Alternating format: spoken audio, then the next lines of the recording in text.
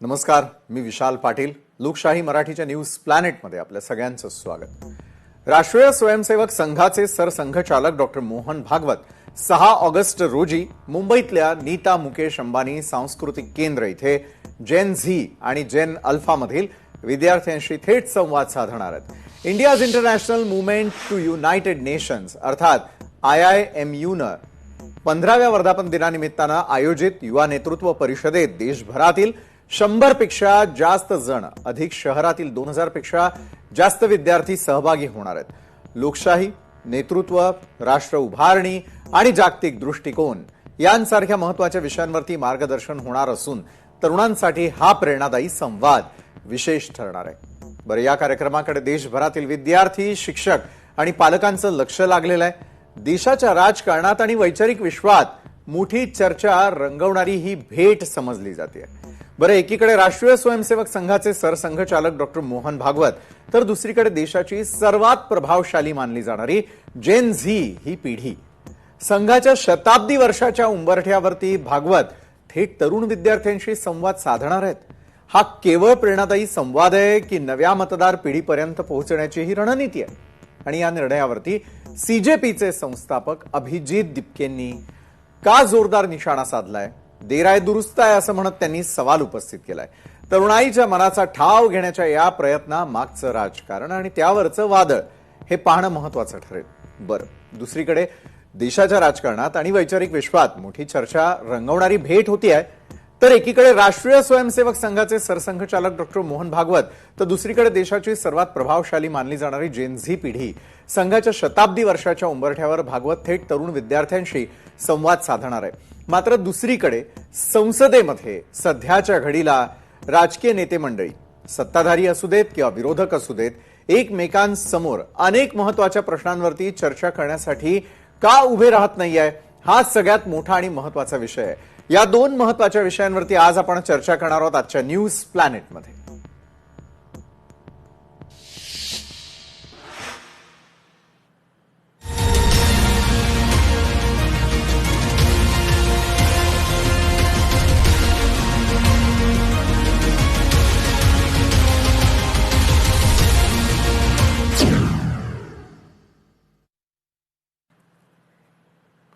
राष्ट्रीय स्वयंसेवक संघाचे सरसंघचालक मोहन भागवत मुंबईमध्ये जेन झी आणि जेन अल्फा या पिढीशी संवाद साधणार आहेत. संघाची ही भूमिका आणि तरुणाईशी थेट कनेक्ट होण्याचा प्रयत्न राजकीय वर्तुळात चर्चेचा विषय ठरलेला आहेत. परंतु या संवादावरून विरोधक आणि कॉक्रोच जनता पार्टीचे संस्थापक अभिजित दिपके यांनी संघावर जोरदार हल्लाबोल केलाय.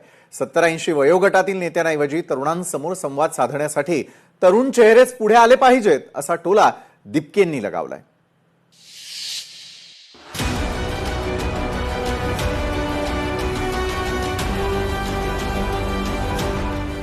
सरसंघचालक मोहन भागवत जेन झीशी संवाद साधणार. CJPच्या दिपकेंचा संघावर जोरदार हल्लाबोल. तरुणाईशी थेट कनेक्ट होण्याच्या प्रयत्नांची राजकीय वर्तुळात चर्चा.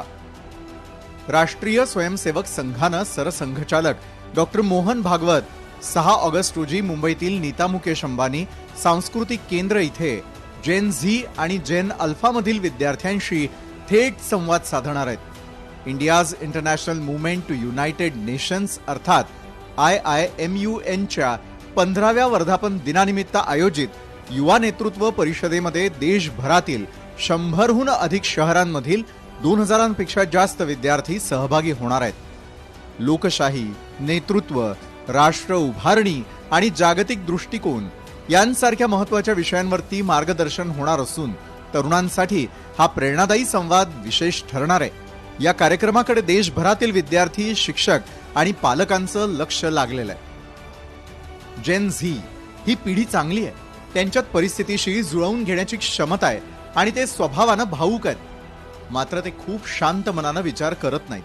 त्यांच्या संपर्कात येणारी कोणतीही गोष्ट जर त्यांना स्पष्टपणे प्रामाणिक आणि खरी वाटली तर ती त्यांना लगेच आकर्षित करते, असं वक्तव्य अलीकडेच सरसंघचालक मोहन भागवत यांनी केलेलं होतं. देशातील जेन झी सोबत संवाद साधण्याचा मनोदय त्यांनी व्यक्त केलाय.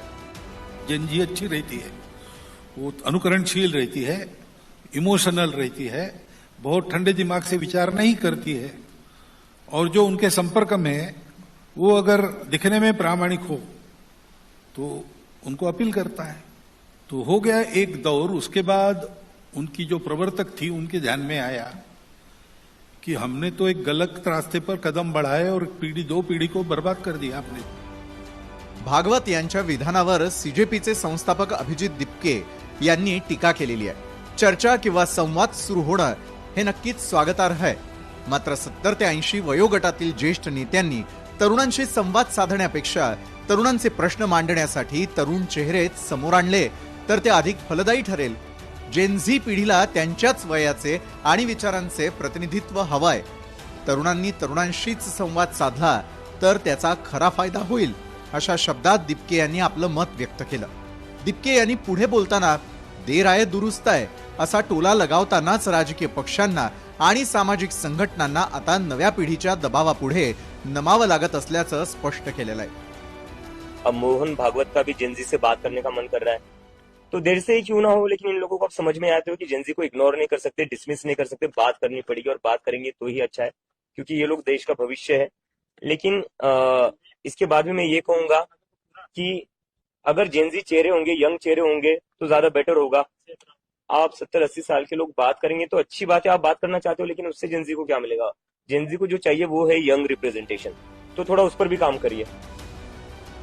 राष्ट्रीय स्वयंसेवक संघानं आपल्या शताब्दी वर्षाच्या पार्श्वभूमीवर तरुणाईला विशेषतः सोशल मीडियावर सक्रिय आणि तांत्रिकदृष्ट्या प्रगत असलेल्या जेन झी आणि जेन अल्फा पिढीला जोडण्यासाठी विशेष उपक्रम आखलेले आहेत। आता शालेय आणि महाविद्यालयीन विद्यार्थ्यांमध्ये जागतिक घडामोडी आणि राजकीय जाणीव निर्माण करणाऱ्या IIMUNच्या माध्यमातून संघाला शहरी, इंग्रजी माध्यम आणि नव्या पिढीतील उच्च शिक्षित तरुणांपर्यंत पोहोचवण्याची रणनीती संघानं आखली आहे। राष्ट्रीय स्वयंसेवक संघावर नेहमीच पारंपरिक किंवा वयस्कर विचारसरणीची संस्था असा शिक्का मारला जातो।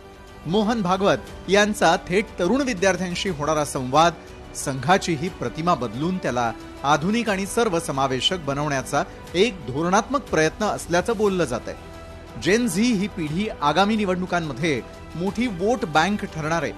राजकीय पक्षांना आणि संघटनांना ही जाणीव झाल्यामुळेच सर्वच पक्ष आणि संघटना तरुणांशी संवादाची भाषा बोलू लागल्यात। ब्युरो रिपोर्ट, लोकशाही मराठी, मुंबई।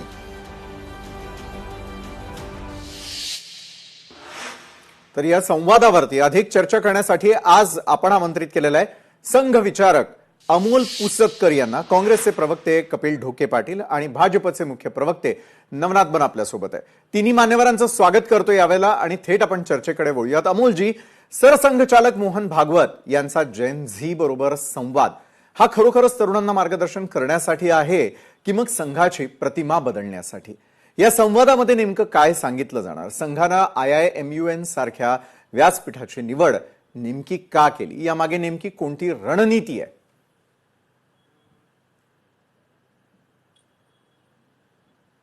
मला असं वाटतं की हे जे व्यासपीठ आहे ज्यांनी परमपूज्य सरसंघचालकांना तरुण विद्यार्थ्यांशी संबंध आणि संवाद साधायला बोलवलेला आहे। बरं, संघाचा हा प्रयत्न नेहमीच राहत असतो। मी तुम्हाला सांगतो, 1 महिन्यापूर्वी संघ शताब्दी निमित्त संपूर्ण देशभरामध्ये युवा संमेलनं आयोजित केली गेली। बरं, आणि 50,000पेक्षा अधिक ठिकाणी ती युवा संमेलनं झाली। तेव्हा तर कोणतं आंदोलन पण नव्हतं, तरी पण संघाचं जे कार्यक्रम असतात ते साधारणतः 1 वर्षापूर्वीच ठरत असतात।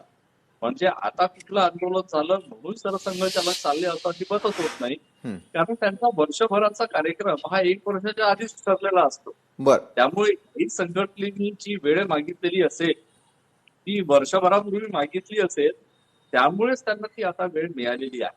आणि मला असं वाटतं की जसं तुम्ही सांगितलं की तरुणांनी संवाद साधायला पाहिजे, तर याही गोष्टीला संघ तयारच असतो। संघामध्ये तरुण नेतृत्व पण भरपूर आहे। आणि सरसंघचालक हे गाईड अँड फिलॉसॉफरच्या भूमिकेमध्ये असतात, तर त्यामुळे सरसंघचालक हे समाजाच्या आणि संघाच्या दोन्ही कार्यक्रमात जात असतात। विविध विरोधी विचारधारेच्या सुद्धा मंचावर ते जात असतात. परंतु ते जिथेही जातात तिथून भारत भक्तीचा, सामाजिक समरसतेचा, राष्ट्रीय एकात्मतेचा संदेश देतात. जसं तुम्ही अभिजित तितकेचं वाक्य सांगितलं की तरुण भारताचे भविष्य आहे, तर ही खरोखर चांगली गोष्ट आहे की त्यांचं, संघाचं आणि सगळ्यांचं त्या बाबतीत एकमत आहे की तरुण भारताचं भविष्य आहे. बरं. यांना आपण राष्ट्रप्रेमाची शिक्षा आणि दीक्षा कशी देऊ शकतो हे जास्त महत्वाचं आहे. सरसंघचालक अशाच पद्धतीचा एक संदेश उद्या होणाऱ्या कार्यक्रमाच्या निमित्ताने देतील असं मला वाटतं. बरं, मोहनजी भागवतांना नेमका काय संवाद साधायचा आहे ते तर उद्या स्पष्ट होईलच. हा कार्यक्रम आपण सगळेच पाहणार आहोत. मात्र नवनाथजी आपल्याकडे येतो राजकीय प्रश्न घेऊन. काय होतंय नवनाथजी, तरुण मतदार आगामी निवडणुकांचं केंद्रबिंदू ठरत असल्यानं हा संवाद राजकीय दृष्ट्या किती महत्वाचा ठरू शकतो असं वाटतं? विशालजी, याला राजकीय अंगाने बघणं चुकीचं आहे. बरं. कारण राष्ट्रीय स्वयंसेवक संघ हा जेनझीचा संघ असतो. तर तुम्ही शाखेमध्ये येणारे तरुण बघा, सातत्यानं तरुण, बाल स्वयंसेवक पासून प्रौढांपर्यंत राष्ट्रीय स्वयंसेवक संघाच्या शाखेमध्ये हजारोंच्या संख्येने तरुण येत असतात. त्यामुळं फक्त जेनझीला आकर्षित करण्यासाठीच असा कार्यक्रम केला जातो नाही. ज्या संस्थेचं तुम्ही नाव घेतलं, ज्या संस्थेने हा कार्यक्रम ऑर्गनाईज केला होता, त्याच संस्थेमध्ये 25 सप्टेंबर 2025 महाराष्ट्राचे मुख्यमंत्री देवेंद्रजी फडणवीस साहेबांनी देखील वरळीच्या डोममध्ये जेनझींसोबत संवाद साधला होता. त्यामुळे आता जेनझींचं आंदोलन झाल्यामुळं भारतीय जनता पार्टी, राष्ट्रीय स्वयंसेवक संघ यांना जेनझीची आठवण झाली हे म्हणणं अतिशय चुकीचं आहे. 25 सप्टेंबर 2025 साधारणतः वर्षभरापूर्वी देवेंद्रजींनी याच संस्थेच्या माध्यमातून तरुणांशी संवाद साधला होता. आणि राष्ट्रीय स्वयंसेवक संघात शेकडो बाल स्वयंसेवक, तरुण स्वयंसेवक हजारोंच्या संख्येने आहे. ते सातत्यानं ही प्रक्रिया चालू असते. अखिल भारतीय विद्यार्थी परिषदेचा मी कार्यकर्ता होतो. अखिल भारतीय विद्यार्थी परिषदेचं तत्व होतं, आजचा विद्यार्थी हा उद्याचा नागरिक नाही, तर आजचा विद्यार्थी हा आजचा नागरिक आहे. ही भूमिका सातत्यानं विद्यार्थी परिषदेची असते, संघ परिवाराची असते, भारतीय जनता पार्टीची असते. आणि जोपर्यंत भारतीय जनता पार्टीचा प्रश्न आहे तर पंतप्रधान नरेंद्र मोदीजी फर्स्ट टाइम वोटरच्या जीवावरच निवडून आलेत. महाराष्ट्रात भारतीय जनता पार्टीचं सरकार फर्स्ट टाइम वोटरमुळेच आलेलं आहे. सातत्यानं फर्स्ट टाइम वोटर 2014लाही भाजपसोबत होता, 2019लाही भाजपसोबत होता आणि 2029ला देखील तो भारतीय जनता पार्टी सोबत असेल. काही लोकांनी आपला राजकीय अजेंडा साधण्यासाठी विद्यार्थ्यांच्या खांद्यावर बंदूक ठेवून दिल्लीच्या जंतर मंतरवर आंदोलन केलं आणि आपली राजकीय पोळी भाजण्याचा प्रयत्न केला. हे इथल्या जेनझीने ओळखलंय, तरुणांनी ओळखलंय. त्यामुळे हा तो त्यांचा अजेंडा आहे की आपल्या स्वतःच्या पुढच्या पिढीचं राजकीय वातावरण सिक्युअर करायचंय. म्हणजे कुणाला तर काँग्रेसला राहुल गांधींची चिंता आहे, राहुल गांधींचं राजकारण सेट करायचंय, त्यासाठी ते विद्यार्थ्यांचा उपयोग करतायत. महाराष्ट्रामध्ये 2 ठाकरे आहेत, त्यांना आदित्य ठाकरेंची चिंता आहे आणि अमित ठाकरेंची चिंता आहे. बाकी सर्वसामान्य घरातल्या विद्यार्थ्यांची चिंता ना काँग्रेसला आहे ना उभाटाला गटाला आहे. ती मात्र भारतीय जनता पार्टी, महाराष्ट्राचे मुख्यमंत्री देवेंद्रजी फडणवीस आणि देशाचे पंतप्रधान नरेंद्र मोदीजी करतायत. म्हणून तरुणांसाठी सातत्यानं संवाद साधणं आणि त्यांच्यासाठी वेगवेगळ्या उपक्रम राबवणं हे सातत्यानं भारतीय जनता पार्टी असेल, संघ असेल, केंद्र सरकार, राज्य सरकार करत असतं. बरं नवनाथजी, मला तुमची देखील बाजू लक्षात आली. थेट आपण कपिलजी यांच्याकडे जाऊयात. कपिलजी, काय आहे की जेन झी आणि जेन अल्फा यांना जोडण्याची गरज आत्ताच संघाला का भासली असं वाटतं? प्रत्येक राजकीय पक्षाच्या अजेंड्यावरती सध्या जेन झी असल्याचं पाहायला मिळतं. त्यांच्या भेटीगाठी असतील, सीजेपी असेल, अनेक गोष्टींमुळे या सगळ्या गोष्टी चर्चेच्या झाल्या. आणि त्यानंतर होणारा उद्याचा संवाद, त्याकडे काँग्रेस कसं पाहते? आता मोहन भागवत उद्या जनजींसोबत संवाद साधणार आहेत. त्यांना उशिरा का होईना शहाणपण सुचलं, याबद्दल हे नक्कीच स्वागतार्ह आहे. नव्या पिढीशी प्रत्येकानं संवाद साधला पाहिजे. पण हाच संवाद साधायला थोडासा उशीर झाला असं मला वाटते. ज्यावेळी या देशातले जनजीज हे जंतर मंतरवरती रात्रंदिवस पावसामध्ये त्या ठिकाणी झुंजत होते, या जनजीज वरती मोहन भागवत ज्या संस्थेचे प्रमुख आहेत, RSS ही या संस्थेचं वैचारिक नेतृत्व मान्य असलेली भारतीय जनता पार्टी सत्तेमध्ये आहे. आणि त्या भारतीय जनता पार्टीमधले अनेक लोक ज्यावेळी या जनजीज बद्दल अपमानजनक वक्तव्य करत होते, या तरुणांचा जाहीरपणे अपमान करत होते, त्यावेळी मोहन भागवतांनी जर कुठेतरी पुढे येऊन जनजीज बद्दल सहानुभूती दाखवली असती, किंवा जे तरुण विद्यार्थी रस्त्यावर त्या ठिकाणी संघर्ष करत होते त्यांच्यावरती पॅलेट गन चालवण्याऐवजी, अश्रुधूर चालवण्याऐवजी, की म्हणजे विनयभंगापर्यंत यांचे लोक गेलेत. म्हणजे काही लोक पोलिसांच्या वेशात जाऊन त्या ठिकाणी गुंडगिरी केली, महिलांचे विद्यार्थिनींचे केस धरून त्यांना फरफटत नेलं, नको त्या ठिकाणी हात लावून त्यांना मारलं. ह्या सगळ्या गोष्टी ज्यावेळी होत होत्या त्यावेळी मोहन भागवत असतील किंवा भारतीय जनता पार्टीचे अनेक लोक असतील यांनी जर संवाद साधला असता तर बरं वाटलं असतं. मोहन भागवत ज्या संस्थेचं नेतृत्व करतात किंवा या ठिकाणी उपस्थित पुसतकर ज्या संस्थेमध्ये काम करतात त्याच संस्थेचा RSSचा एक महत्वाचा भाग असलेला तो लिमये या विद्यार्थ्यांना देशद्रोही म्हणतो. यांचं वैचारिक नेतृत्व मान्य असलेल्या भारतीय जनता पार्टीचे पियुष गोयल या जनझीजना 2-4 कॉकरोचों को लटका देना चाहिए असं संसदेच्या आवारात बोलतात. एक मिनिट पियुष गोयल यांचा मॉर्फ केलेला व्हिडिओ होता, त्या प्रकरणामध्ये गुन्हा देखील झालाय. चुकीचं कोट करू नका. कुठेही पियुष गोयल यांनी अशा पद्धतीचं विधान केलेलं नाहीये. अतुलजी नवनाथजी देखील कुठेही अशा नवनाथजी ऐका ऐका नवनाथजी ऐका नवनाथजी ऐका ना. तुम्ही मॉर्फ केलेल्या AI जनरेटेड केलेल्या व्हिडिओचा हवाला देऊ नका. पियुष गोयल यांनी कॉक्रोचों को कुचलना चाहिए असं विधान केलेलं नाही. बरं ठीक आहे नवनाथजी, तुम्ही म्हणताय की पियुष गोयल यांच्या व्हिडिओवरती चर्चा नको, मात्र जे आरोप काँग्रेसवरती झाले त्यावरती बोलतील कपिलजी. मला पूर्ण करू द्या ना. म्हणजे तुमच्या अंगावर असेल तर AI जनरेटेड आहे, ही कुठली पद्धत आहे? नवनाथजी तुम्ही सिद्ध झालाय का कुठे? ठीक आहे ऐका ना, नवनाथजी चुकीचं नाही त्याच्यावर स्वतंत्रपणे चर्चा करू. माझ्यावर पण एखादा गुन्हा दाखल करा, वेगळा कार्यक्रम करूयात त्यावरती, मूळ मुद्द्यावर. कपिलजी करू ना. नवनाथजी माझं फक्त एक म्हणणं आहे, कपिलजी मुद्द्यावर. आताही मी तुमचं आणि ऐका आता नवनाथजी तुमचं आणि पुसतकरांचं मी ऐकत होतो. त्यांनी अजूनही असा शब्द वापरला की जनझीजच्या विद्यार्थ्यांच्या खांद्यावर बंदूक ठेवण्याचं काम हे लोक करतात.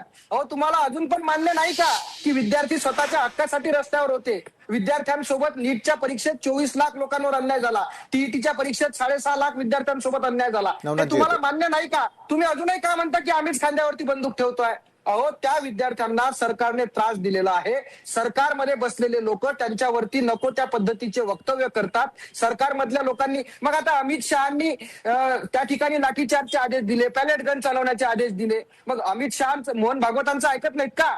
मोहन भागवतांना त्यावेळी समजलं नाही का की आपली संस्था ज्या पक्षाचं नेतृत्व करते त्या पक्षाच्या सरकारनं या देशातल्या जनजीजवरती अत्याचार केलेले आहेत, कपिलजी चालवलेला आहे. तुमच्या प्रश्नाचं उत्तर घेऊयात नवनाथजी, अगदी थोडक्यात अमोलजींकडे जायचंय मला. कपिलजींना एकच सांगायचं आहे की जेव्हा हे विद्यार्थी जंतर मंतरवर आंदोलन करत होते तेव्हा राहुल गांधी कुठे होते? शेवटच्या दिवशी पंतप्रधान नरेंद्र मोदीजींच्या घराबाहेर आंदोलन केलं. तोपर्यंत हे परदेशामध्ये जाऊन कुणासोबत पर्यटन करत होते आपण सोशल मीडियावर बघितलं. आणि राहिला प्रश्न नाही, काहीच हरकत नाही, त्यांचा वैयक्तिक प्रश्न आहे. त्यांनी कुणासोबत फॉरेनला जावं काही अडचण नाही आम्हाला. कुणासोबतही फिरावं, आमची काही हरकत नाही. त्यांनी फिरावं, कुणासोबत फिरावं, ते सोशल मीडियात फोटो बघितलेत असो. परंतु आता झारखंडमध्ये विद्यार्थ्यांचं आंदोलन सुरू आहे, पंजाबमध्ये विद्यार्थ्यांचं आंदोलन सुरू आहे. राहुल गांधी आणि हे अभिजित दिपके पंजाबमध्ये जाऊन त्या विद्यार्थ्यांची साथ देणार आहेत का? झारखंडमध्ये लाखोंच्या संख्येनं विद्यार्थी आंदोलन करतात, जेनझी आहेत ना कपिलजी. झारखंडमध्ये जेनझी आंदोलन करतायत, तिथं सोरेन यांच्या सरकारच्या विरोधामध्ये, तिथं लाठीचार्ज केला जातोय, तिथं गोळीबार केला जातोय, तिथं आधार कार्ड तपासले जात आहेत. आता झारखंडमध्ये आणि पंजाबमध्ये जे आंदोलन सुरू आहे तिथं राहुल गांधी जाऊन नौटंकी करणार आहेत का? राहुल नवनाथराव ज्यावेळी तुमच्या देशाचे तडीपार गृहमंत्री हे आपल्या बंगल्याच्या बाहेर, आपल्या बंगल्यापासून हाकेच्या अंतरावर, ऐका तुम्ही झारखंडचा दाखला कशाला देता? तुमचा जो मोठा भाई आहे झारखंडमध्ये अमित शहाच्या बंगल्याच्या बाहेर ज्यावेळी विद्यार्थ्यांचं डोकं फोडलं गेलं त्यावेळी नरेंद्र मोदींना जाग का आला नाही? त्यावेळी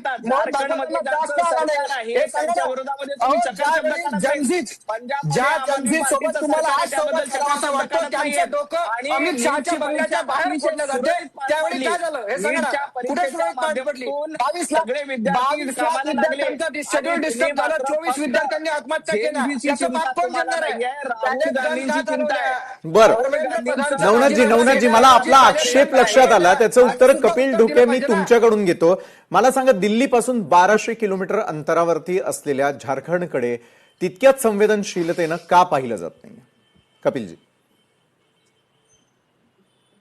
विशालजी, प्रत्येक आंदोलनाकडे राहुल गांधी या देशामध्ये विद्यार्थ्यांचं नेतृत्व करत लढत आहेत. आपण जर पाहिलं असेल तर कोट्याचा छात्रों की गूंज या कार्यक्रमानंतर देशभरात छात्रों की गूंज म्हणून युवक काँग्रेस असेल, काँग्रेस पक्षाचे पदाधिकारी हे विद्यार्थ्यांपर्यंत जात आहेत. आजही प्रत्येक शहरामध्ये दिवसाला शेकडो कार्यक्रम होतात, विद्यार्थ्यांचे प्रश्न समजून घेण्याचं काम करतात. कारण या देशातल्या सरकारनं शिक्षण व्यवस्था ही अत्यंत खराब करून ठेवली, विद्यार्थ्यांच्या आयुष्यासोबत सर्वाधिक प्रमाणात खेळ करून ठेवला. आणि पंजाब, कपिलजी, झारखंड आणि पंजाब त्या ठिकाणी सुद्धा आम्ही जाऊ, त्यांचे प्रश्न समजून घेऊ, परंतु बरं, देशामध्ये तुम्ही जाल त्यावेळेला त्यावरती आपण पुन्हा एकदा चर्चा करूयात. अमोलजी, मी मूळ मुद्द्याकडे पुन्हा घेऊन येतो. अमोलजी, काय की संघावरती असलेला पारंपरिक विचारसरणीचा शिक्का पुसण्याचा हा संघाचा प्रयत्न आहे का उद्याचा संवाद? म्हणजे संघाची विचारसरणी ही पारंपरिक विचारसरणी आहे असं जर कोणाला वाटत असेल तर संघ त्याच्या स्थापनेपासूनच देशभक्ती जागृतीचं काम करतोय. संघ त्याच्या स्थापनेपासूनच विद्यार्थ्यांमध्ये आणि स्वयंसेवकांमध्ये अनुशासन निर्माण करण्याचं काम करतोय. स्वयंसेवकांमध्ये सेवाभाव निर्माण करण्याचं काम करतोय. तर आम्ही कसं आहे, आम्ही एक काम ठरवलेलं आहे व्यक्ती निर्माणाचं.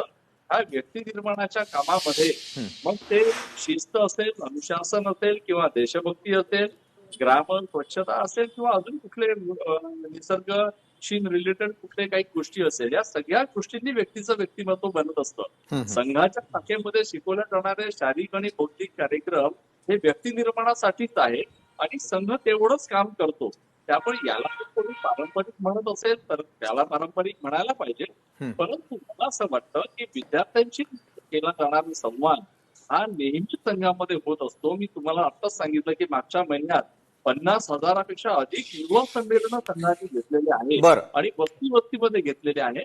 त्याच्यामुळे मला असं वाटतं की संघ हा नेहमीच नवीन प्रक्रियेला अडॉप्ट करत असतो, नवीन त्याच्यामध्ये बदल पण होत असतात आणि समाजाला जे जे आवश्यक असतं संघ त्यासाठी सदैव तयार असतो. संघाच्या विरोधकांना संघ सुद्धा पॉझिटिव्हली स्वीकार करतो आणि कोणी जर चांगले सजेशन दिले, सूचना दिल्या तर त्याचाही संघ स्वीकार करतो. त्यामुळे आम्ही विरोधक असेल किंवा आमचे समर्थक असेल त्या सगळ्यांना सोबत घेऊन संवादातूनच संस्कार आणि संस्कारातून संघटन अशा पद्धतीचा संघाचा प्रयत्न असतो असं मला वाटतं. बरं अमोलजी, तुम्ही म्हणताय की सत्ताधारी असतील, विरोधक असतील किंवा सगळे जणांना आम्ही सोबत घेऊन चालतो आणि त्यानुसार संवाद साधला जातो. नवनाथजी, अभिजित दिपकेंनी जे एक वक्तव्य केलं की देर आहे दुरुस्त आहे, ही टीका योग्य आहे का की ती केवळ राजकीय प्रतिक्रिया द्यायची म्हणून अभिजित दिपकेंची प्रतिक्रिया, याकडे तुम्ही पाहता? नाही, खरं तर अभिजित दिपकेंनी झारखंडमध्ये चाललेल्या आंदोलनावर बोलायला पाहिजे होतं, परंतु ते मुख गिळून गप्प आहेत कारण तिथे इंडिया आघाडीचं सरकार आहे. पद का अंतिम लक्ष्य नहीं है, सिंहासन पर चढते जाना या तत्वातून संघ परिवार भारतीय जनता पार्टी काम करत असते. सगळ्यांना सोबत घेऊन, म्हणजे तरुण असतील, आदिवासी बांधव असतील, वनवासी बांधव असतील, सर्वांना हिंदू सारा एक या भावनेतनं मोहनजी भागवत संघाचं काम सातत्यानं सुरू असतं. भारतीय जनता पार्टीचा देखील तोच विचार आहे. परंतु आता अभिजित दिपके मोहनजी भागवत यांच्यावर टीका करतायत, पण अभिजित दिपकेंना पंजाब मधल्या आंदोलनावर बोलायचा चकार शब्दाचा वेळ नाहीये. ज्या झारखंडमध्ये लाखोंच्या संख्येनं विद्यार्थी मोर्चा काढतायत त्या मोर्चामध्ये सहभागी होत नाहीत, परंतु इथं संभाजीनगरमध्ये त्यांच्या कोर कमिटीची मिटिंग घेत आहेत. अभिजित दिपके स्वतः आजारी असतील तर त्यांचे प्रवक्ते किंवा त्यांचे कोर कमिटीचे इतर कुणीही त्या झारखंड मधल्या विद्यार्थ्यांना सहभागी करण्यासाठी, त्यांचं सांत्वन करण्यासाठी, त्यांना आधार देण्यासाठी, त्यांना न्याय देण्यासाठी लढा देत नाहीत. आणि जे राहुल गांधी 99 वेळा अपयशी झालेत आणि या जेनझींच्या आंदोलनातून त्यांना पुन्हा एकदा रिलॉन्चिंग करण्याचा प्रयत्न काँग्रेस करते, ते राहुल गांधी आणि त्यांचे सगळे लोक झारखंड बद्दल आणि पंजाब बद्दल चकार शब्द बोलायला तयार नाहीत. यावरनं हे जेनझींचं आंदोलन होतं. बरं नवनाथ, जे तांत्रिक कारणामुळे तुमच्याशी संपर्क तुटलेला आहे, पुन्हा एकदा आपल्याकडे येईलच. कपिलजी, मला तुम्हाला थेट प्रश्न आहे. जसं एक महत्वाची प्रतिक्रिया मी यावेळेला नवनाथजी यांच्याकडून घेत होतो, तशीच आणखी एका वक्तव्यासंदर्भातली प्रतिक्रिया मला तुमच्याकडून हवी आहे, जे अभिजित दिपकेंनी केलेलं होतं. तरुणांशी संवाद साधण्यासाठी तरुण नेतृत्वच अधिक प्रभावी ठरू शकतं का? काय वाटतं? बरोबर आहे. म्हणजे तरुणांशी हे आंदोलन जे आहे ते तरुणांचं आंदोलन आहे. भारतीय जनता पार्टीनं 2014 पासून सत्तेत असताना पासून तरुणांना सातत्यानं गृहीत धरण्याचं काम केलेलं आहे. म्हणजे या देशातल्या तरुणांना रोजगार देणार होते, रोजगार देण्याचा पत्ता नाही. त्यासोबतच या देशातल्या तरुणांची मोठी थट्टा म्हणजे पकोडे तळण्याचा सल्ला सुद्धा या देशातल्या सरकारनं तरुणांना दिला होता. अशा अनेक प्रकारच्या थट्टा केल्या. यांच्या कार्यकाळामध्ये तरुणांचे पेपर फुटले, नीटचा पेपर फुटला, टीईटीचा पेपर फुटला, पोलीस भरतीचा पेपर फुटला, एमपीएससीचा पेपर फुटला. हे सगळे पेपर सुद्धा यांच्याच काळात फुटत होते. आणि मग या देशातल्या तरुणांकडे सातत्यानं दुर्लक्ष करणाऱ्या सरकारला ज्यावेळी जनझीजनं जंतर मंतरवरती घाम फोडला आणि यांचा जो अहंकार होता की हे सरकार में इस्तीफे नाही होते, तर धर्मेंद्र प्रधानला राजीनामा देऊन या सरकारचा अहंकार जनझीजनं जिरवला. आणि ते जिरवल्यानंतर मला तर आता मोहन भागवतांचं कौतुक करावं असं वाटते की त्यांनी काही मोदीजींसारखा रील काढण्याचा प्रकार केला नाही. एवढं तरी नशीब. हॅलो फ्रेंड्स, तो रील काढून नाही तर ते प्रत्यक्षपणे संवाद साधता आहेत. अहो तुम्हाला संसदेमध्ये तरुणांच्या प्रश्नांवर चर्चा करायला वेळ नाही. विरोधी पक्ष अजूनही मागणी करतोय की जंतर मंतरवर ज्या विद्यार्थ्यांचे, ज्या तरुणांची तुम्ही डोके फोडलीत, ज्यांच्यावरती पॅलेट गन चालवला, अश्रुधूर चालवले, ज्यांना केस ओढून फरफटत नेलं, नको त्या ठिकाणी हात लावला, त्या विद्यार्थ्यांच्या सुरक्षिततेवरती चर्चा करा. अमित शहानी चर्चा केलं पाहिजे, सभागृहात निवेदन केलं पाहिजे, उत्तर दिलं पाहिजे, परंतु ते चर्चा सुद्धा ते करायला तयार नाहीत. अमित शहाच्या बंगल्याच्या बाहेर विद्यार्थ्यांचा छळ केला जातो, जनझीज सोबत अमानुषपणे वागल्या जाते, यांचे नेते जनझीजचा अपमान करतात. आणि आता मात्र यांचे 70 पार झालेले नेते हे जनझीज सोबत संवाद साधून त्यांना भावनिक आवाहन करतात. आणि पुढच्या काळामध्ये त्यांना माहिती आहे की या देशातले तरुण आता आपण नेतृत्व करत असलेल्या भारतीय जनता पार्टीचं सरकार या देशात ठेवणार नाहीत. हे सरकार पालथवून लावण्याची, उलटून लावण्याची तयारी या देशातल्या विद्यार्थ्यांनी, तरुणांनी केलेली आहे. म्हणून आता मोहन भागवतांना उशिरा शहाणपण सुचते. ते जनजीत सोबत संवाद साधतात. नरेंद्र मोदींना आता रील काढावासा वाटत आहे. परंतु अमित शहानी या देशामध्ये जनजीजवरती ज्या पद्धतीनं अत्याचार केले, ते जनजीज आता यांच्या विचारांचं सरकार पालटवल्याशिवाय शांत बसणार नाहीत. यांनी आता कितीही म्हातारे लोक पाठवले. कपिलजी, वयाचा उल्लेख तुम्ही केलेलाच आहे, त्यामुळे मी अमोलजींकडे थोडंसं जातो. अमोलजी, 70-80 वर्षाच्या नेत्यांनी नव्या पिढीला मार्गदर्शन करावं की त्यांना ऐकून घेण्यावरती सर्वाधिक भर द्यावा? काय काळाची गरज आहे?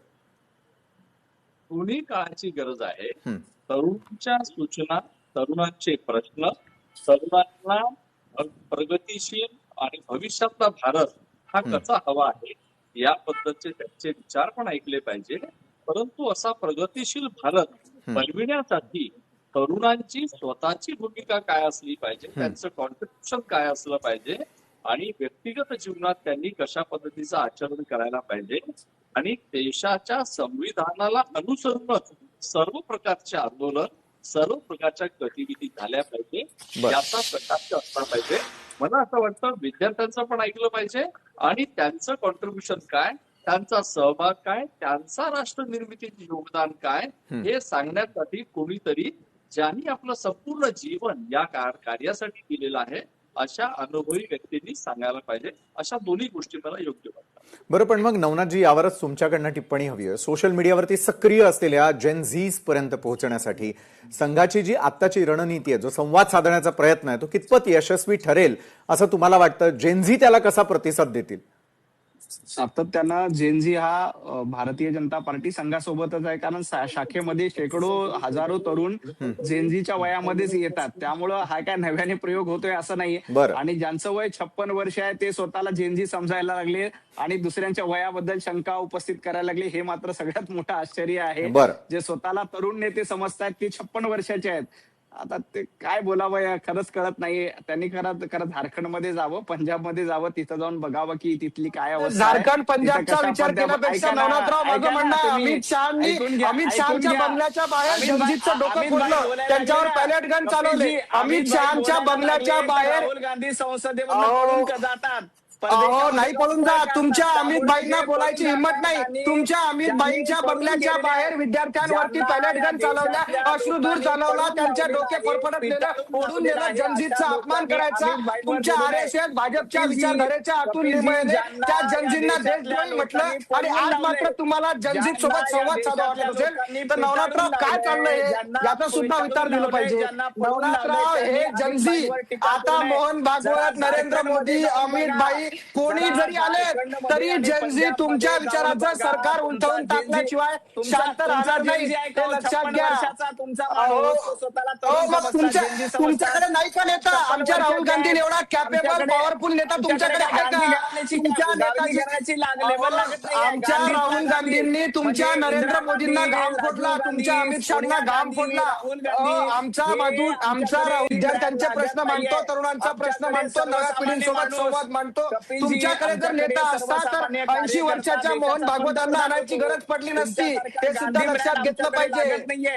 हे नका सांगू, आमच्याकडे सुद्धा मनमोहन सिंग सर्वसामान्यच होते. मनमोहन सिंग कुठे गांधी घराण्यातले होते? मनमोहन सिंग कुठे गांधी घराण्यातले होते? याचं सुद्धा उत्तर दिलं पाहिजे. तुम्ही त्याचं उत्तर देऊ नका. अमित शहाच्या बंगल्याच्या बाहेर, तुम्ही काय अधिकार दिले होते? अमित शहाच्या बंगल्याच्या बाहेर विद्यार्थ्यांचं डोकं फोडलं, त्याच्यावरती बोला. अमित शहाच्या बंगल्याच्या बाहेर विद्यार्थ्यांना पटत नाही, अमित शहाच्या बंगल्याच्या बाहेर, अमित शहाच्या बंगल्याच्या बाहेर त्याने चालवल्या गेल्या, विद्यार्थ्यांचा अपमान केला गेला, त्याच्यावर बोला. समोरच्या याला वेळ दिला जातो तेव्हा त्यांना बोलू दे. यांच्याकडे मुद्दे नाहीत म्हणून मध्ये मध्ये घुसखोरी करतायत. नक्कीच आपला मुद्दा पूर्ण करा नवनाथजी. तुम्ही कुठे राहुल गांधीवरती येता? तुम्ही कुठे राहुल गांधीवर येता? मुद्दे तुमच्याकडे नाही. काँग्रेस पक्षामध्ये तुमच्या आयात नेते नाहीयेत, लक्षात घ्या. राहुल गांधींनीच काँग्रेस नेत्यांमध्ये आणि स्वतःची राजकीय पोळी भाजण्याचा प्रयत्न केला. आज काँग्रेस आणि पंजाबमध्ये जाऊन काँग्रेसनं आंदोलन करून दाखवावं. एक लक्षात घ्या, नवनाथराव. बरं, आव्हान प्रति आव्हान दिले जाताना दिसत आहेत. वेळेची मर्यादा आहे आपल्याकडे. नवनाथजी, आता जो प्रश्न आहे तो तिन्ही मान्यवरांसाठी कॉमन प्रश्न आहे. जाता जाता नवनाथजी तुमच्यापासून उत्तराची सुरुवात करायची आहे मला. तरुणांना विचारधारा महत्वाची वाटते, विकास महत्वाचा वाटतो की संधी महत्वाची वाटते? तिघांसाठी कॉमन प्रश्न आहे. नवनाथजी आपल्यापासून उत्तर. विचारधारा, विकास आणि संधी या तिन्ही गोष्टी तरुणाईसाठी महत्वाच्या आहेत. आणि विचारधारा, विकास आणि संधी या तिन्ही गोष्टी भारतीय जनता पार्टी, पंतप्रधान नरेंद्र मोदीजी देऊ शकतात. काँग्रेसकडे ना विचारधारा आहे, ना संधी आहे, ना विचार आहे. हे महाराष्ट्राने आणि देशाने ओळखलेलं आहे. कपिलजी, तरुणांना विचारधारा महत्वाची वाटतेय, विकास की संधी? तरुणांना विचारधारा, विकास, संधी हे सगळं महत्वाचं वाटते. म्हणूनच त्यांनी 2014 पासून त्यांना गृहीत धरून तरुणांसोबत क्रूरपणे वागणाऱ्या, तरुणांचं नुकसान करणाऱ्या या सरकारच्या विरोधात आता उद्रेक निर्माण केलेला आहे. जंतर मंतरवरचं आंदोलन आणि जनजीतचं या देशातली जी काही धुमाकूळ आहे तो फक्त आणि फक्त त्यांच्या विचारधारेच्या विरोधात. त्यांना कुठल्याही संधी मिळत नाहीत म्हणून त्यावरती एक घाव घालण्यासाठी आता तरुणांनी हे केलेलं आहे. भारतीय जनता पार्टीनं कितीही प्रयत्न केला तरी या देशातील तरुण 2029 मध्ये हे भ्रष्ट विचारांचं तरुणांच्या विरोधातलं सरकार उलथवून टाकतील, हा मला विश्वास आहे. अमोलजी, हाच प्रश्न तुमच्यासाठी देखील आहे, कारण संघानं आजपर्यंत एक विचारधारा देण्याचा प्रयत्न केला. त्यावरती वाद, अपवाद, त्याचबरोबर संवाद, विसंवाद, सगळ्या गोष्टी संघानं आजपर्यंत पाहिल्या. मात्र आता पुढचा प्रश्न हाच आहे की उद्याच्या संवादानंतर तरुणांना एक वेगळी विचारधारा मिळेल का? त्यांना विकास आणि संधी या तिन्ही गोष्टी एकाच वेळी मिळतील का? या संवादातून काय वाटतं अमोलजी? अगदी बरोबर. मला एक सांगायचं आहे की विचारधारा जर तुमची पक्की असेल तर विकास कोणत्या दिशेने करायचा, म्हणजे निसर्गाचं, सृष्टीचं आपल्याला शोषण करायचं की दोहन, हे तुम्हाला तेव्हा समजू शकतं जेव्हा तुमची विचारधारा निसर्गाला आणि मानवतेला अनुकूल असेल. त्यामुळे पहिले विचारधारा पक्की झाली पाहिजे आणि ती विचारधारा तुम्हाला शाश्वत विकासाकडे घेऊन जाईल. आणि शाश्वत विकासासाठी जेव्हा तुम्ही प्रयत्न कराल तर तुम्ही केवळ देशासाठी नाही, तुम्ही पूर्ण मानवतेसाठीच प्रयत्न करा आणि त्यातून जगाच्या सेवेच्या आणि भारताच्या सेवेच्या अनेक संधी निर्माण होतील. तरुणांना सेवेचा आदर्श, राष्ट्रभक्तीचा आदर्श आणि भारत भक्तीचा आदर्श देण्याची आवश्यकता आहे. येणाऱ्या काळामध्ये देश कसा एकसंघ राहील यासाठी प्रयास करणारे तरुण आणि तरुणांचं नेतृत्व असायला पाहिजे असं संघाला वाटतं. उद्याच्या संवादातून निश्चितपणे तरुणांना एक दिशा मिळेल असा मला विश्वास आहे. बरं, उद्याच्या संवादाकडे माध्यमकर्मी म्हणून आमचं देखील लक्ष असेलच. धन्यवाद अमोलजी, धन्यवाद कपिलजी आणि धन्यवाद नवनाथजी, तुम्ही या चर्चासत्रामध्ये आमच्या सोबत जोडला गेलात त्यासाठी. खरं तर संसदेच्या पावसाळी अधिवेशनामध्ये विरोधी पक्षांनी आक्रमक भूमिका घेतलेली आहे. सत्ताधारी उत्तर देताना दिसून येत नाहीये. हे मौन नेमकं काय आहे हे आपण समजून घेणार आहोत पुढच्या चर्चेमध्ये एका छोट्याशा ब्रेकनंतर.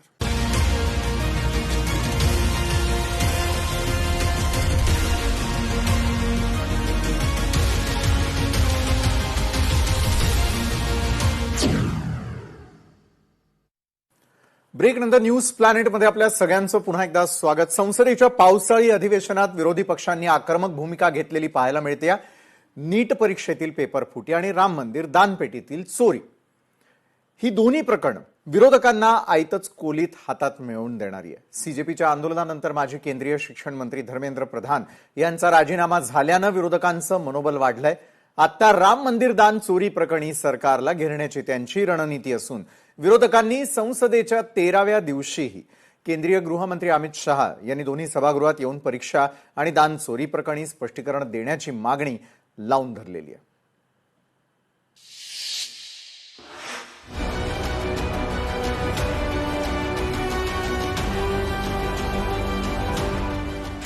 सभागृहाचं कामकाज चालू न देण्याचे विरोधकांचे लक्ष्य.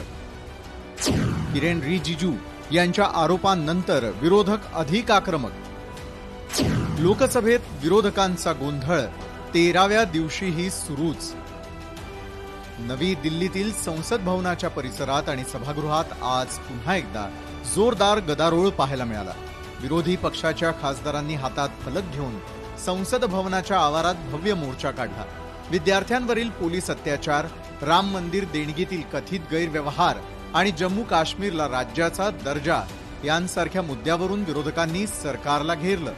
विरोधी पक्षांनी संसदेत आंदोलन सुरू ठेवल्यानं लोकसभेचं कामकाज दिवसभरासाठी तहकूब करण्यात आलं. संसदीय कामकाज मंत्री किरेन रिजिजू यांनी विरोधी खासदारांना सभागृहाचं कामकाज चालू ठेवण्याचं आवाहन केलं आणि कथित राम मंदिर देणगी घोटाळ्याचं राजकारण केल्याबद्दल काँग्रेस, सीपीआय आणि समाजवादी पक्षावर टीका केली. काँग्रेस, सीपीआय आणि समाजवादी पक्षांचा सुरुवातीपासूनच राम मंदिराला विरोध होता असा आरोप रिजिजू यांनी लोकसभेत केलेला आहे. या विधानावरून विरोधक अधिक आक्रमक झालेत. जब राम मंदिर बन रहे थे तब भी काला पट्टी बांध करके इन्होंने राम मंदिर का विरोध किया, लेकिन यहाँ संसद परिसर में आकर के इन्होंने नाटक जो किया उससे हम लोग दुखी हैं. अध्यक्ष महोदय जी, मैं चाहता हूँ कांग्रेस पार्टी, समाजवादी और कम्युनिस्ट पार्टी देश से माफी मांगे और भगवान राम को जो उन्होंने अपमान किया उसका भी माफी मांगना चाहिए. आप संसदीय कार्य मंत्री की बात माने. सभा की कार्रवाई कल गुरुवार दिनांक 6 अगस्त 2026 को प्रातः 11 बजे तक के लिए स्थगित की जाती है. अमित शाह जी सदन में नहीं आ रहे, माननीय गृह मंत्री सदन में नहीं आ रहे. राहुल जी, आप सदन चलने कहां दे रहे? और आप सब पत्रकार बंधु, आप सब पार्लियामेंट में रहते हैं, आप सभी देखते हैं, हम सबके पहुंचने से पहले माननीय गृह मंत्री सदन पहुंचते हैं, मगर सदन चल कहां रही है? नीट परीक्षा, पेपर फुटी आणि राम मंदिर प्रकरणी केंद्रीय मंत्री अमित शहा यांनी सभागृहात स्पष्टीकरण द्यावं अशी मागणी संसद अधिवेशनाच्या सुरुवातीपासून विरोधकांनी लावून धरली आहे. सत्ताधाऱ्यांनी सविस्तर चर्चेची तयारी दाखवली असूनही विरोधक चर्चेला तयार नाहीत. याचं कारण विरोधकांनी अमित शहा किंवा पंतप्रधान मोदी यांनी या संवेदनशील मुद्द्यावर सभागृहात स्पष्टीकरण द्यावं अशी मागणी केलेली असून ते या मागणीवर ठाम आहेत. गेले 3 आठवडे याच मुद्द्यावर विरोधक संसदेच्या प्रांगणात जोरदार आंदोलन करताना दिसतायत. विद्यार्थ्यांवरील पोलीस अत्याचारांबाबत गृहमंत्री अमित शहा यांचं निवेदन, राम मंदिराच्या देणग्यांच्या गैरवापरावरती चर्चा आणि जम्मू आणि काश्मीरला राज्याचा दर्जा देण्याची मागणी त्यांनी केली आहे. केंद्रीय गृहमंत्री अमित शहा यांनी सभागृहात निवेदन द्यावं अशी विरोधक मागणी करतायत. सध्या सुरू असलेल्या पावसाळी अधिवेशनात संसदेतील कोंडी कायम आहे. विद्यार्थ्यांनी हिंसा केली नाही तरी त्यांच्यावर लाठीचार्ज केला, त्यांना त्रास दिला जातोय असा आरोप राहुल गांधी यांनी सरकारवर केलाय. मेन डिस्कशन वायलेंस पे था, हिंसा पे था, और इनका कहना है कि इन्होंने किसी पर हिंसा नहीं की है, मगर इनका नॉन स्टॉप हरासमेंट हो रहा है. इनको धमकाया गया और इन पर लाठियां चलाई गई, इनको मारा गया. संसदेच्या पावसाळी अधिवेशनात विरोधक आणि सत्ताधारी यांच्यातील कोंडी फुटत नाहीये. विरोधक अमित शहा यांच्या स्पष्टीकरणावर ठाम आहेत, तर सत्ताधारी अमित शहा यांच्या स्पष्टीकरणाऐवजी या विषयावरती चर्चा करण्याची भूमिका घेत आहेत.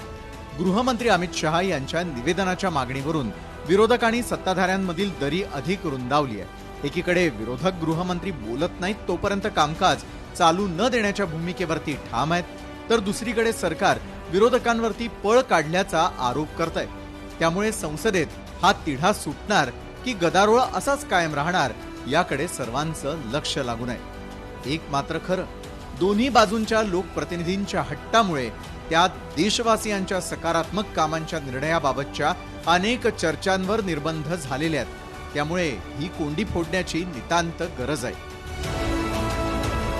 ब्युरो रिपोर्ट, लोकशाही मराठी, मुंबई। आणि याच महत्वाच्या मुद्द्यावर अधिक चर्चा करण्यासाठी आज आपण आमंत्रित केलेले आहे काँग्रेसचे खासदार बळवंत वानखडे, भाजपचे नेते आणि माजी खासदार अमर साबळे। दोन्ही मान्यवरांचं स्वागत। बळवंतजी, राहुल गांधींसह विरोधी खासदारांनी संसद परिसरात केलेल्या आंदोलनामुळे मुख्य मुद्दा कुठेतरी मागे पडतोय का? संसदेतल्या चर्चेकडे देशवासियांचं लक्ष लागून असताना सत्ताधारी विरोधक नेमकं करतायत काय? बळवंतजी, गेल्या 13 दिवसापासून सातत्यानं सभागृह बंद आहे।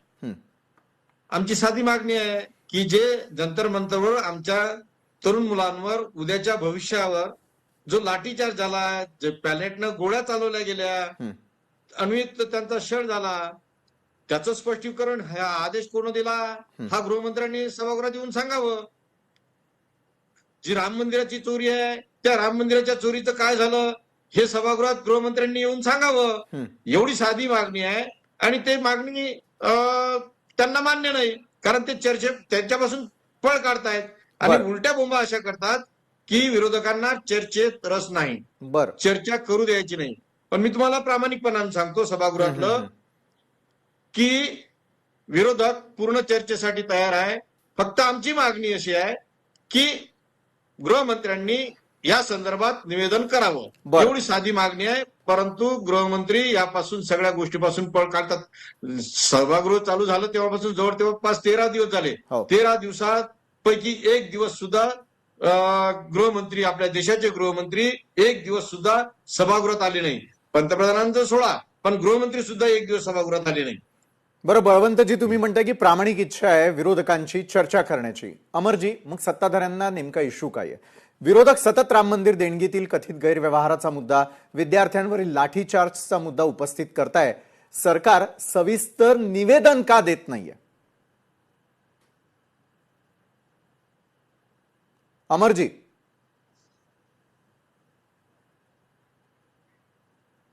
अमरजी, माझा आवाज येतोय आपल्यापर्यंत? आत्ता आला। हा अमरजी, मला एक थेट प्रश्न विचारायचा आहे की विरोधक सतत राम मंदिर देणगीतील कथित गैरव्यवहाराचा मुद्दा, विद्यार्थ्यांवरील लाठीचार्जचा मुद्दा उपस्थित करताय। सरकार सविस्तर निवेदन का देत नाही? संसदीय कार्यमंत्री किरण रिजिजू यांनी सातत्याने सभागृहामध्ये आवाहन केलेलं आहे की सरकार या सर्व प्रश्नावर चर्चा करण्यास तयार आहे। बरं, हे रेकॉर्ड आपण तपासू शकता। परंतु विरोधकांना कामकाज करण्यामध्ये, चर्चा करण्यामध्ये अजिबात इंटरेस्ट नाहीये, कारण सभागृहाचा आखाडा बनवायचा, गोंधळ घालायचा, कामकाज होऊ द्यायचं नाही। नियोजित जी विधेयकं आहेत, जी देशाच्या विकासाच्या संदर्भामध्ये आहे, तो विकास होऊ द्यायचा नाही, याच्यासाठी विरोधक सातत्याने गोंधळ घालताना दिसतात। सभागृह हे लोकचं मंदिर आहे, ते स्टेडियम नाही, आखाडा नाही। त्यामुळे त्या सभागृहामध्ये चर्चा झाली पाहिजे। विरोधकांना संधी आहे की त्यांच्या मनामध्ये जे जे प्रश्न आहेत, जे लोकांचे प्रश्न आहेत, जे लोकहिताचे प्रश्न आहेत, ते प्रश्न त्यांनी उपस्थित केले पाहिजे, सरकारच्या आणि संसदेच्या रेकॉर्डवर आणले पाहिजे। परंतु एका विशिष्ट मुद्द्याचा, एखाद्या विशिष्ट व्यक्तीचा आग्रह धरणं, याचा अर्थ असा की तुमचा हट्टाग्रह आहे, तुमचं कामकाज करण्यामध्ये इंटरेस्ट नाही। संसदेच्या प्रत्येक मिनिटमध्ये साधारणतः 1.5-2.5 लाख ते 3 लाख रुपये सरकारचे खर्च होतात। साधारणतः आतापर्यंतच्या कामकाज न होण्यामुळे सरकारचे अंदाजे 35 ते 30 कोटी रुपये वाया गेलेले आहेत। हा सर्व पैसा हा जनतेचा पैसा आहे.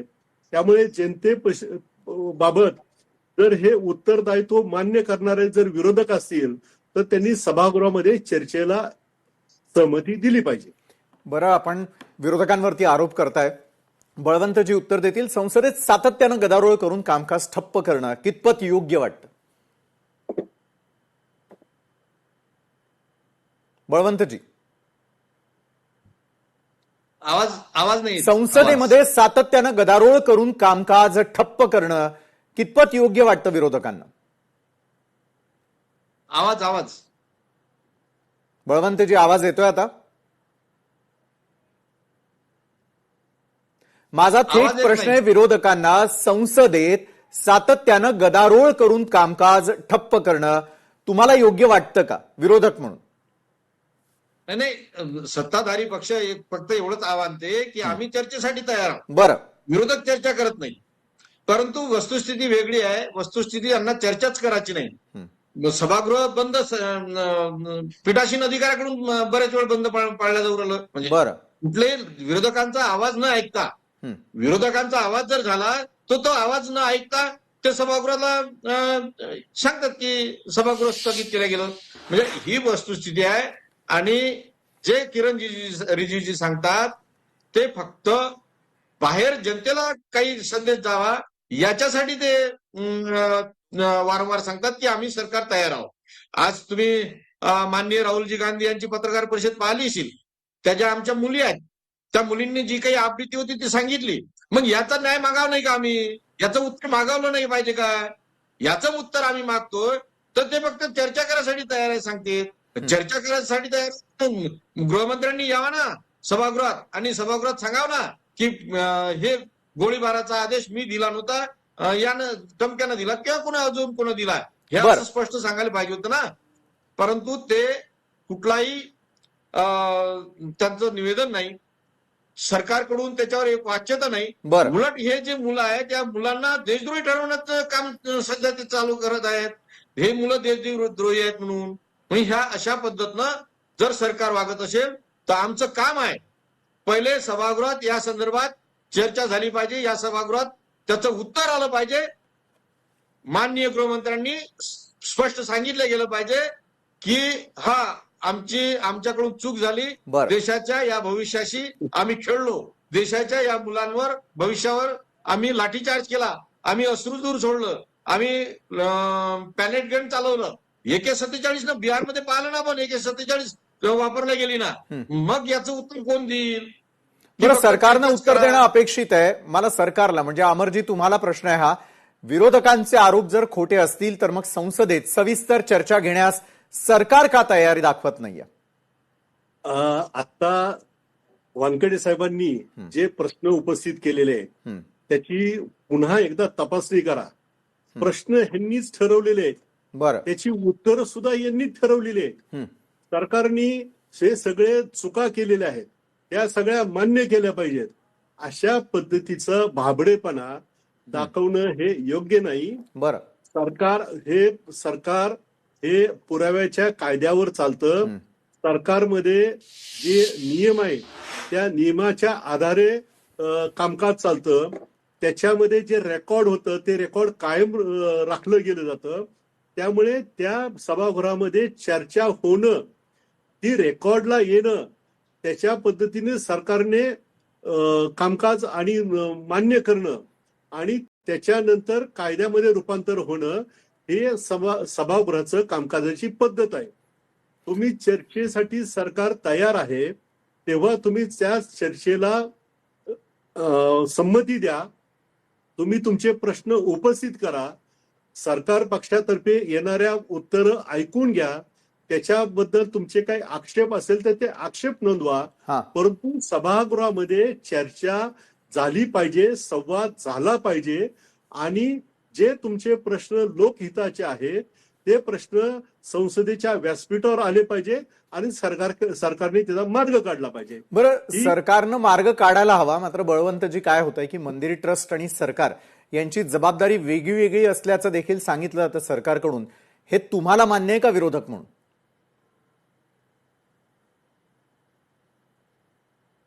बळवंतजी, हा प्रश्न. मंदिर ट्रस्ट आणि सरकार यांची जबाबदारी वेगळी वेगळी आहे, सरकार नेहमी सांगतं, हे विरोधक म्हणून तुम्हाला मान्य आहे का? प्रश्न लक्षात नाही आला, आवाज. बळवंतजी, मंदिर ट्रस्ट आणि सरकार यांची जबाबदारी वेगवेगळी आहे असं सरकार सातत्यानं सांगत आलेलं आहे, तुम्हाला ते मान्य आहे का एक विरोधक म्हणून? बळवंतजी आणि अमरजी, धन्यवाद. तुम्ही आमच्याबरोबर चर्चासत्रामध्ये जोडला गेलात. तांत्रिक अडचणीमुळे या कार्यक्रमामध्ये आत्ता वेळ झालेली आहे इथंच थांबण्याची. ताज्या घडामोडींसाठी पाहायला विसरू नका लोकशाही मराठी.